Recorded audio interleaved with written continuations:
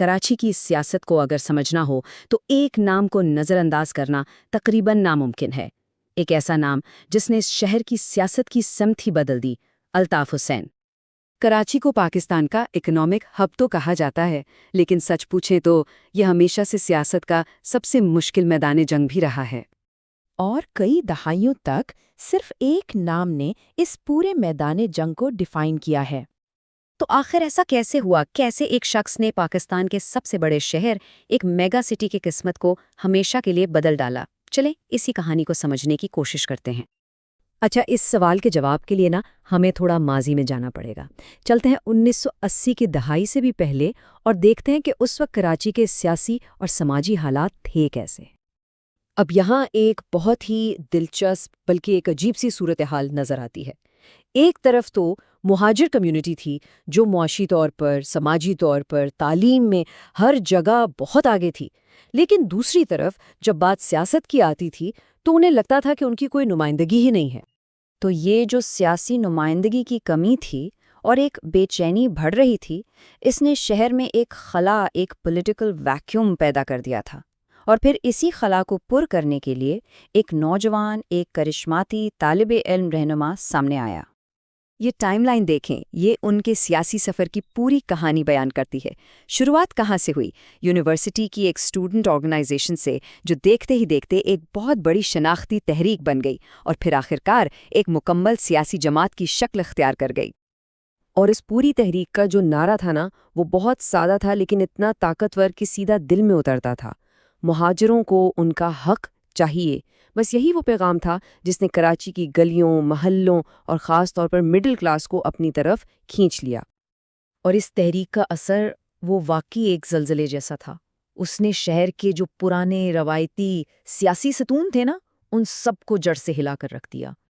دیکھیں، M Q M اس لیے بھی بالکل الگ تھی کیونکہ یہ پاکستان کی پہلی بڑی شہری اور شناخت پر مبنی سیاسی جماعت تھی۔ اس نے پہلی بار کراچی جیسے شہر کے مسائل کو قومی سطح پر اٹھایا اور مہاجر کمیونٹی کو ایک بہت ہی منظم سیاسی پلیٹ فارم دے دیا۔ اور پھر وہ سال آیا جس نے سب کچھ بدل دیا، 1987۔ ایم کیو ایم نے کراچی کے بلدیاتی انتخابات میں ایسی کامیابی حاصل کی کہ سب حیران رہ گئے۔ یہ پرانی سیاسی جماعتوں کے لیے ایک کھلا پیغام تھا کہ اب شہر میں ایک نئی حقیقت، ایک نئی طاقت آ چکی ہے۔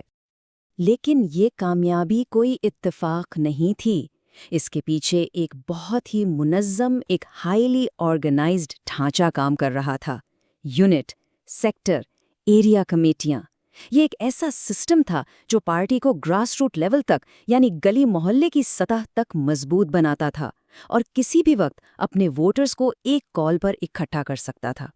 لیکن جب اتنی طاقت آتی ہے تو اکثر تصادم بھی ساتھ لاتی ہے، اور یہی ہوا۔ شہر میں عدم استحکام کا ایک نیا دور شروع ہو گیا۔ خاص طور پر جو 90 کی دہائی تھی وہ اس حوالے سے بہت ہی ہنگامہ خیز رہی۔ اور اسی دور میں الطاف حسین کی شخصیت کو لے کر جو عوامی رائے تھی وہ بالکل دو حصوں میں بٹ گئی۔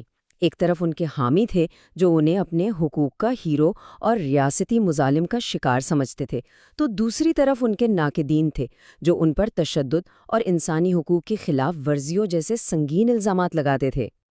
تو اتنے سالوں کے سیاسی اتار چڑھاؤ کے بعد آج سوال یہ ہے کہ اس پوری تحریک نے کراچی پر آخر کیا مستقل اثرات چھوڑے ہیں؟ اس کا اثر آج بھی کراچی کی سیاست میں صاف نظر آتا ہے۔ شہری ووٹ بینک کا ایک جگہ اکٹھا ہو جانا، اسٹریٹ پاور کا سیاسی سودے بازی کے لیے استعمال ہونا اور شہری اور دیہی سندھ کی سیاست کا واضح طور پر الگ ہو جانا، یہ سب اسی دور کی میراث ہے۔ تو مطلب یہ ہوا کہ یہ کہانی صرف الیکشن جیتنے یا ہارنے کی نہیں ہے، بات اس سے کہیں زیادہ گہری ہے۔ اس پوری تحریک نے کراچی کی جو سیاسی شناخت تھی، جو اس کا سماجی تانا بانا تھا، اسے آپ کہہ سکتے ہیں کہ ہمیشہ کے لیے بدل کر رکھ دیا۔ دیکھیں، الطاف حسین کے کردار پر تاریخ اپنا حتمی فیصلہ کیا دیتی ہے یہ تو وقت ہی بتائے گا، لیکن ایک بات بالکل صاف ہے، کراچی کی سیاست پر ان کا اثر انمٹ ہے۔ اور یہ پوری کہانی ہمیں یہ سوچنے پر مجبور کرتی ہے کہ بڑے شہروں میں شناخت، طاقت اور سیاست کی گیم آخر چلتی کیسے ہے۔